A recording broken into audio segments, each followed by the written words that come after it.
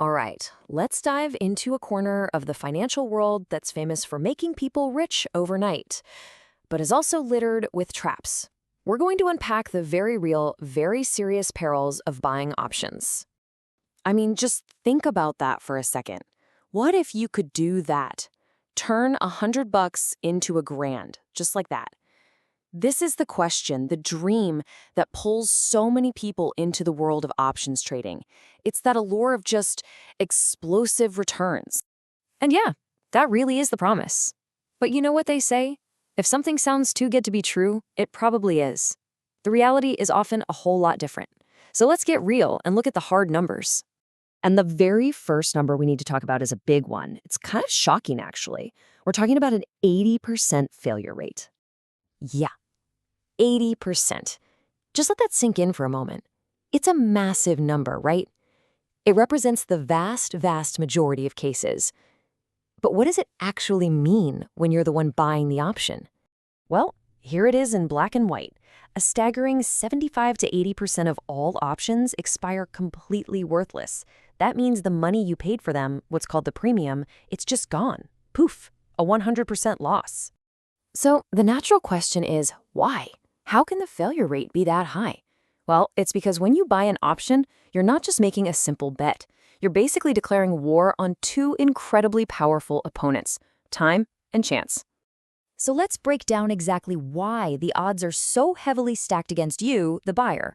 The thing is, being right about where a stock is headed, it's just not enough, not even close.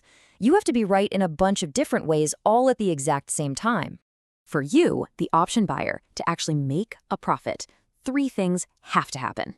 First, you've got to guess the correct direction of the stock. Is it going up or down? Second, the stock has to move enough to cover what you paid for the option. And third, all of this has to happen before your option expires. If you get even one of these wrong, you lose. But wait, it actually gets tougher. Even while you're sitting there hoping for all those three things to line up perfectly, there's this silent, invisible force that's actively working to drain the value from your investment. This force has a name. It's called time decay, or theta, and it is the option buyer's single greatest enemy. Every single day that goes by, your option loses a little piece of its value. And this happens even if the stock price doesn't move one single inch. Time is literally money, and in this case, it's flowing away from you, constantly. You know, a great way to think about it is like holding a melting ice cube. Even if you just stand there and do nothing, its value is constantly shrinking, just disappearing into thin air as time ticks by. And on top of that relentless time decay, you've got other hidden dangers to worry about. There's leverage risk, which means a small price move against you can cause a huge percentage loss, often your entire investment. Then there's volatility risk. This one's tricky. If the market becomes less jumpy, your option can lose value even if the stock is moving in the right direction. And of course, there's complexity risk. Options are incredibly complicated, and so many buyers jump in without really understanding all these moving parts.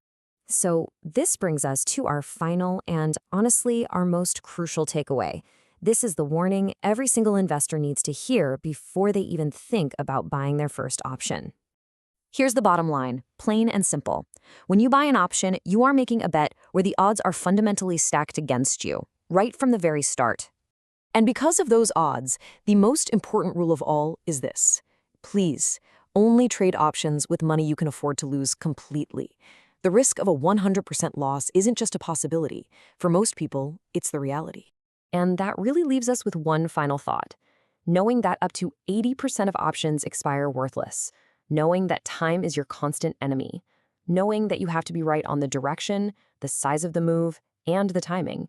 You have to ask yourself, is that a risk you're truly prepared to take?